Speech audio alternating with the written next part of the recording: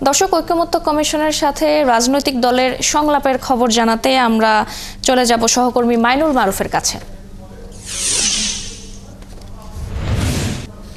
মাইনুল, সংলাপে কোন বিষয়গুলো আলোচনা হতে পারে এবং মূল এজেন্ডা কি? এছাড়া আর কোন দলের সাথে সংলাপে বসবে সেই খবর আমাদের জানাবেন।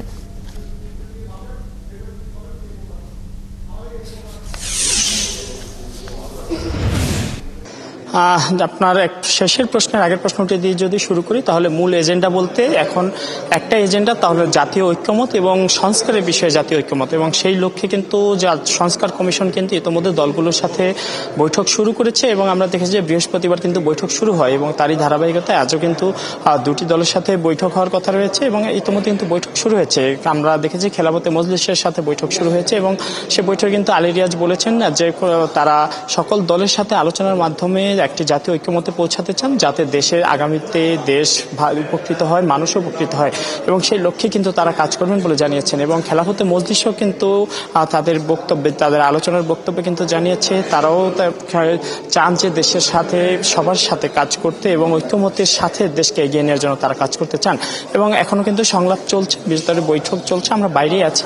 এবং আমরা দেখেছি এর আগে কিন্তু এলডিপির সাথেও সংলাপ করেছিল। এলডিপি 166টি সংস্কার প্রস্তাবের মধ্যে 120টিতে তারা মতামত প্রকাশ করেছিল, বাকি 46টিতে তারা করেন।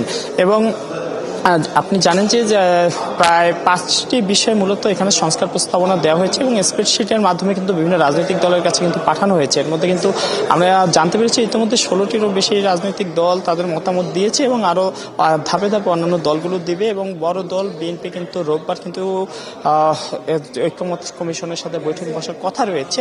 এবং আজ যে সকল বিষয়ে আলোচনা, সেই সব বিষয় তো একটু আগেই বললাম। তার পাশাপাশি আমি যদি বলে দিই যে সকল সংস্কার প্রস্তাবগুলো রয়েছে, কোন বিভাগে সংবিধান সংক্রান্ত সংস্কার প্রস্তাব রয়েছে 70টি, বিচার বিভাগের 23টি, দুর্নীতি দমনের বিষয়ে রয়েছে 20টি, এবং জনপ্রশাসনের বিষয়ে রয়েছে 26টি, এবং নির্বাচন সংস্কারের বিষয়ে রয়েছে 27টি প্রস্তাব। এবং এসব প্রস্তাব নিয়ে স্প্রেডশিট দেওয়া হয়েছিল দলগুলোর কাছে টিকমার্ক করার জন্য, এবং দলগুলো কিন্তু ইতিমধ্যে বেশ কয়েকটি দল দিয়েছে আমি বললাম। এবং পাশাপাশি অন্যান্য দলগুলো কেউ কেউ সময় চেয়েছেন এবং এই সময়ের মধ্যে তারা তাদের সংস্কার প্রস্তাবনাগুলো জমা দেবেন বলে তারা আশাবাদ ব্যক্ত করছেন। এবং সংস্কার কমিশনও আশা করছেন যে দ্রুতই একটি ঐক্যমত তৈরির মাধ্যমে, সংস্কারের বিষয়ে ঐক্যমত তৈরির মাধ্যমে দেশ এগিয়ে নিতে, পরবর্তী নির্বাচনকে সুন্দরভাবে সুষ্ঠুভাবে করতে, বিচার বিভাগকে এগিয়ে নিতে, তা এই সকল সংস্কার প্রস্তাবনা গুরুত্বপূর্ণ ভূমিকা রাখবে। পাশাপাশি দুর্নীতির ক্ষেত্রে যদি বলি, দুর্নীতি কমিয়ে আনতে যে দুর্নীতির যে সকল